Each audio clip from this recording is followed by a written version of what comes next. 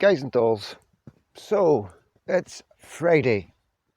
The weekend is upon us. Hope you have all got plans for the weekends. Hope you do something different, break up your week, and yeah, hope you are all well and healthy and enjoying life as best you can.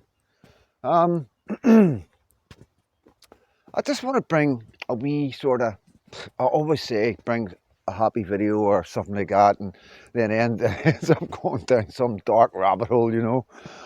It's just the world we live in. I never do anything. I'm not like a conspiracy theorist. I'm no like a doom and gloomer. I just look at everything logical and come up with a theory or what I think is the outcome. Um, and I just want to say to these guys, like I have said before about Labour, right? Now, I know my followers know where I stand. It's like I don't think any government should stay in power when the public do not want them in power.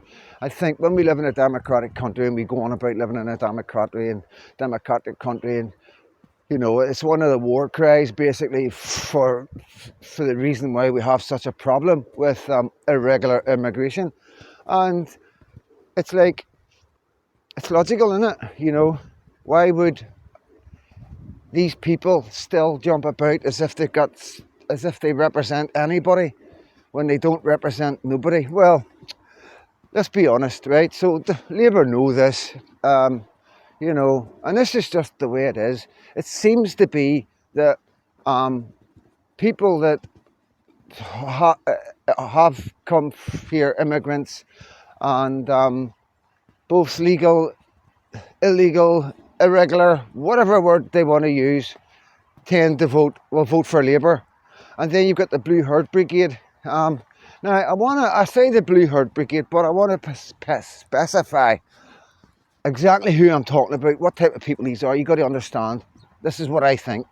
So before I go any further, this is for entertainment and educational purposes only. It is only, in my opinion, an opinion of a guy who just looks at the world through a lens that most people don't look through because of my experiences in life. That's what I think.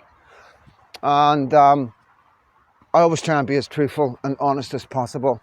And if I get something wrong, it is an honest mistake, and I would address it and apologise or do whatever I need to do to right it. And I'm not here to hurt anybody. I'm not here to create division. I love everybody equally, and I treat everybody exactly how they treat me. Right? That's me. That's where I come from. That's how I got through life. And basically, the other people, apart from illegal immigrants and irregular immigrants, is British people who are born and bred in this country with parents, grandparents and all the rest of it, from Britain. And I believe that it is people that got an axe to grind. People like me. I'll clarify that so I will. So I'm going to explain to you what I think exactly, why they hate so much.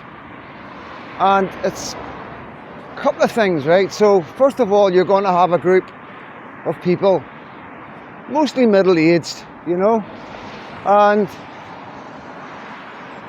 they probably had children, and the children haven't turned out good. And rather than blaming their own selves and their own parenting skills, they blame the British government and society. And then you'll have the ones that didn't have any kids, and again they blame society. They blame the way they couldn't afford to have children. They were throwing money into things and probably got ripped off here and there in an investment, and they never had the opportunity to have children because they couldn't afford it financially. And they blame the British government and society for that as well. So basically quite a lot of parents and children the relationships do break down, and it is like not having a child. So basically we could have two groups of people here that are childless, and they blame society. And then you're going to have the group of people that have probably worked pretty hard all their lives, and deep down they resent people coming into the country and getting all this stuff, you know. They've also they also see people in working class areas milking the system dry, getting a nice house, a half decent house, getting the rent paid for them, and yeah, like, you know, they don't see the hardships or what goes on. They just see that, you know. You got to understand, I'm telling you what, I'm talking to you through their eyes right now. And in their small world, their bubble, they just look at everybody in society and just think everybody's like that, you know. And again, they blame the government and they blame society. So therefore they hate, hope that's not banging. They just hate the world, basically. They're just angry, you know, really, really angry people. And basically, deep down, anything that they think that will cause harm or even bring down or destroy this country, they're going to get behind it wholly and fully. It's just the nature of the beast, you know what I mean? It's a sad thing. It's really sad that we're in a situation where we've got a group in society that are so angry, and you see them anytime anything to do with anything that the majority of people, i.e. the right wing of society, come out and complain about anything that we believe, whether it be family, you know, i.e., you know, the care of our children, abortion, you know, whatever your views on that is, and the other values that's held dear is our country, our traditions, our culture, and freedom of speech. All right, buddy. And every time we come out and protest the protection of any of these things that I've mentioned, they come out and counter protest, you know. And that tells me that they don't really care about any of the issues that we're talking about. It's just the fact that we're there, you know, because we represent Britain and we're patriots. To them, we're just as bad as the government, you know. And whether they like the government or whether they dislike the government, the fact that we don't like the government is what will make them vote for the government. And that's a problem. And that needs addressed. It needs looked at. Think tanks need to start working that out and finding out why, you know. Because you're also going to have people like me, you know, that's being treated the way the kids that came through children's homes in the 70s, maybe 60s, you know. They'll be in their 60s, 50s, 60s now, you know what I mean? And there'll be people in their 40s that went through it in the 80s that were mistreated, you know, wholly mistreated by every direction, you know, not just in schools, children's homes, the courts and in prisons, you know. Totally missed that these kids were needing help, not punished, you know. And you're going to have people like me that are going to grow up to hate the government, you know, and they hate Britain because they all go together. You see, people can't think between the two. Now, the difference between me is I was born in Northern Ireland. I was brought up in a unionist country, you know.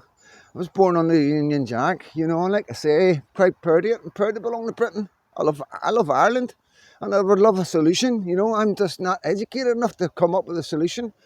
It's difficult. It's like having two girlfriends and loving the both of them. No, it is hard. It's a really difficult thing, Northern Ireland and all that, like in Britain. But yeah, that's why I'm not like them, you know.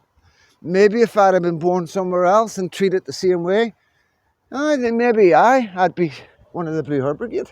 Who knows, you know. But What I'm trying to say to you guys is, that's it, you know. That's who vote for Labour.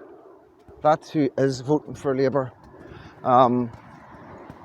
We need to address, all right, buddy, we need to address all these things, and, you know, we need to reach out, because I know who I am, I know who yous are, right? And we're not bad people, you know. We're really kind, generous people.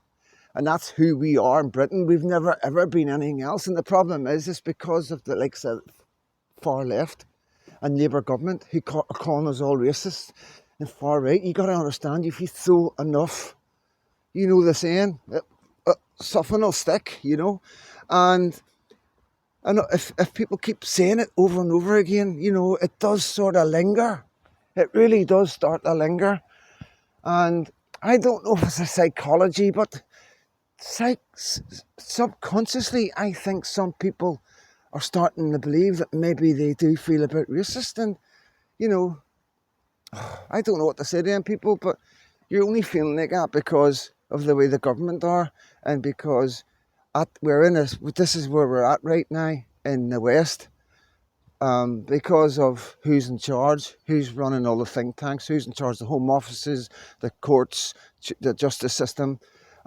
Because of all these things, the government, because of all these things, we've got a situation now, is if you criticise Islam, if you criticise LGBTQ, or if you criticise anything to do with the far left agendas and you're not happy about it, you're immediately labelled a racist or far right.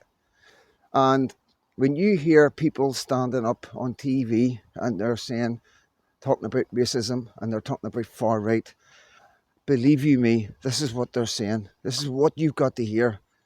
People are complaining about something. They're not happy about what they see, and that's your God-given right. You know, as a human being, as a British civilian, you are allowed to complain and you're allowed to question anything that you feel isn't right, you know. And it doesn't make you a racist, you know. If half the time we're just looking for clarification, you know. We want to know why there was millions given to the mosques when there was no fear. We want to know why the Manchester guys haven't been charged and felt the full force of the law, like people who shared tweets and wrote stuff on social media and just shared stuff and told the truth are in prison. You know, why is like Sahu Edwards allowed to keep his pension? What's going on there? You know, why does the LGBTQ need to have a month? You know, when our soldiers only get a day, you know what I mean? And it's just to understand why, you know, why is the smallest percentage of our communities having such a big say on our lives? And there's nothing wrong with that. There's absolutely nothing wrong with that, you know. It doesn't mean you're transphobic, it doesn't mean you're racist, it doesn't mean you don't like Muslims, you know. There's a lot going on in this world. There's a lot going on in social media, and you know, who would you like to get clarification from? A podcast or your government? You know, but as soon as we ask, we're labelled racist and far right, you know, and more people are starting to ask, and more people are getting labelled far right. And there's only so many times and so many people you can call racist and far right before the whole of society start realising exactly what's going on. I'm going to bring a video on racism tonight. I'm going to do a video on what I think about racism, and I think you might be quite surprised. I know quite a lot of you that watch my videos have an idea where my head is with racism and what I think, you know, so it won't be a surprise to any of my community, but anybody that's just come along and whatnot, I think it'd be interesting to hear my perspective of what I've picked up and learnt through the years, my experiences, you know. with far right growing up in Belfast, So, like I say, guys, it's who would you rather give your opinions on what they think is going on with racism, far right, all that carry on. Somebody who's been around it, grew up with it, because of the unfortunate things that's happened to him, and just because there was a conflict, and um, it was just the territory, and when you're young, when you're like 9, 10 years old, you don't know any better, guys. You don't know any better. No, nobody does, and this is the thing, and we were quite vulnerable in Northern Ireland back in the day. There was so much propaganda dividing Catholics and Protestants, and so much unionism was pushed, and so many people came in and took advantage because we were so patriot, and we had groups from England coming in, and nobody knew any better. Nobody understood really. Nobody was racist. There was never we didn't know. We didn't I had a black doctor growing up, and it was just a black doctor. Never once did I ever think he was amazing. He used to give me wee, I used to think it was tablets. You know what I mean? Because obviously my mum was with the cancer. She was in and out of the doctors quite a lot, working all that out now. And I'd be sitting in the doctors, and I was so young, because obviously I was there, but I didn't understand what was going on. Obviously they were talking code or whatever. But I can remember he used to have this wee jar, a wee tiny round tablet-looking things, but they were just sweet-ex or something like that. That's all they were, like sweet sugar things. And I used to sit and suck on them, and they were like, just sugar. And yeah, so it was nothing like that, and then you had racist groups like the National Front and that coming over, and all we seen was the Union Jacks and the red-handed Ulsters, and there was a war going on, and it was unionism. It was the Republicans against the Unionists, and they were wanting to take the Union Jack down and put the tricolour up, and we were fighting to keep the Union Jack. Give you an idea, as a young man, that's the way my concept was. I'm talking 9, 10-year-old. I know exactly what it was. I was photographed in front of the Belfast Telegraph, and yeah, so it was. Has always following blindly, not having a clue what's going on, what it's about. He's not experiencing anybody from any other part of the world, never mind a colour. It was just like Northern Ireland was just white Northern Irish guys, and there was Catholics and there was Protestants, and we just fought like hell and leather. That was it. We absolutely hated each other, and we absolutely give out each other some terrible beatings, and unlike houses of Parkville, these people were getting killed just because of their religion. It was absolute mayhem. And then in amongst that, you'd had a racist group coming over wanting to set up. Obviously they didn't last. They were kicked out. They were here and they were gone. You know what I mean?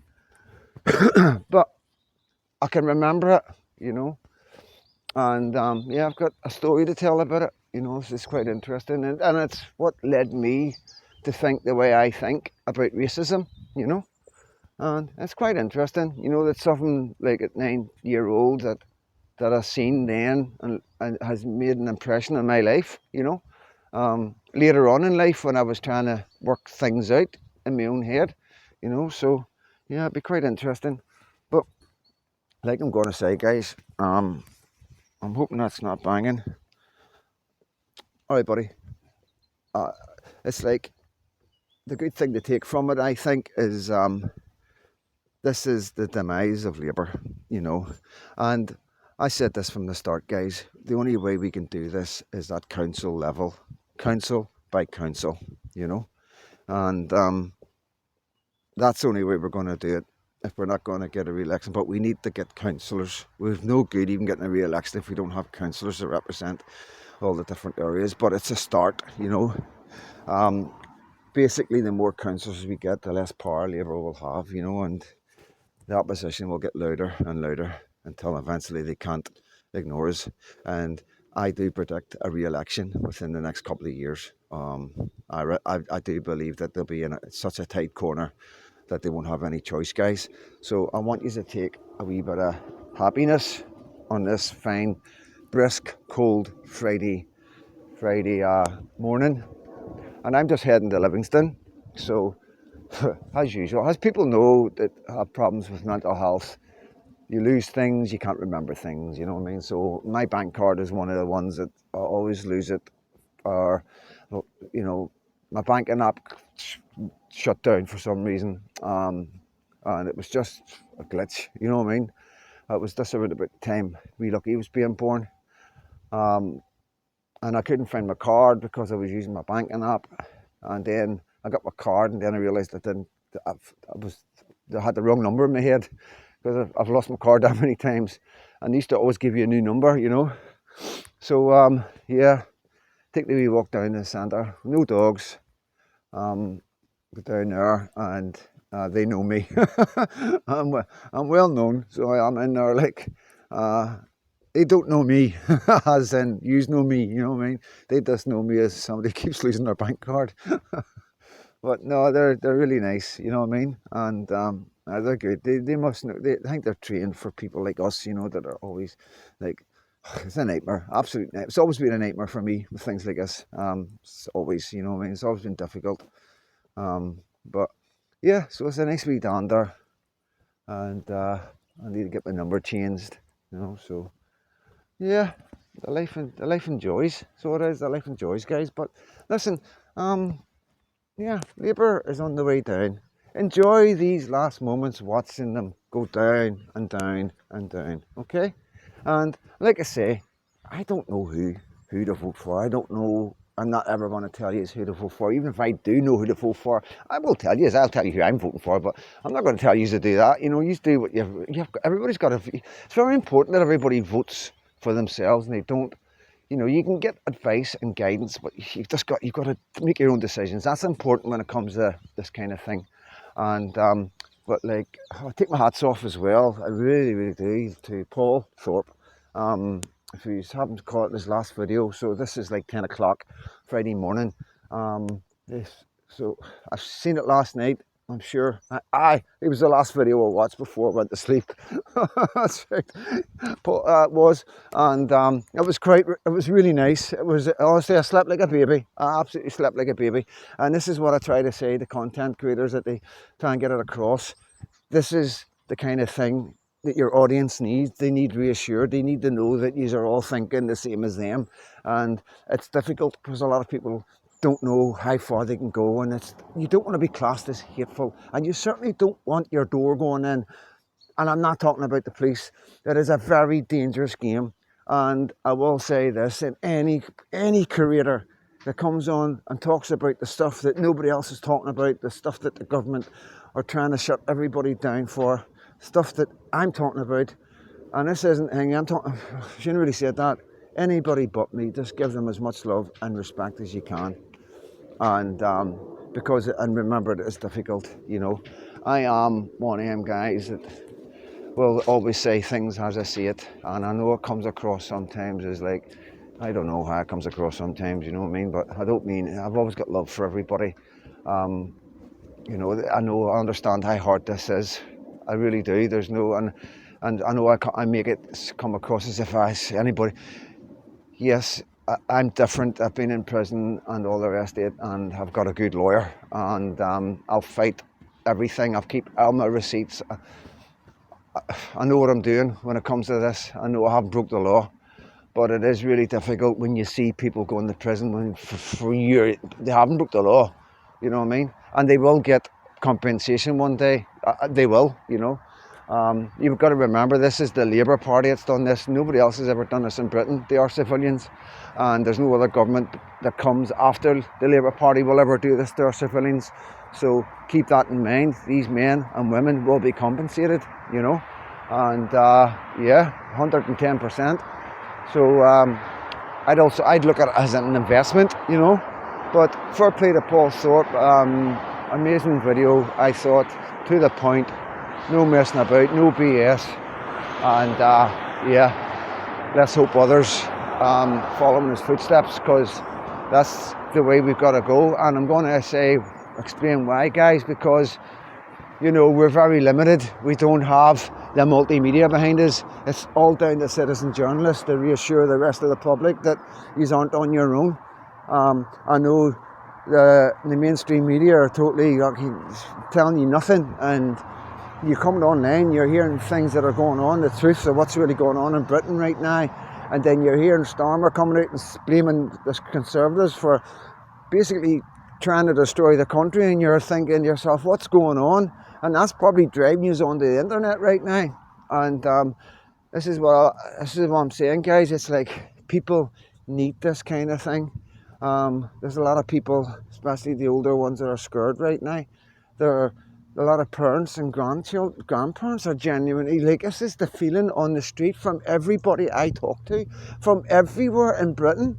And I'm like, this is why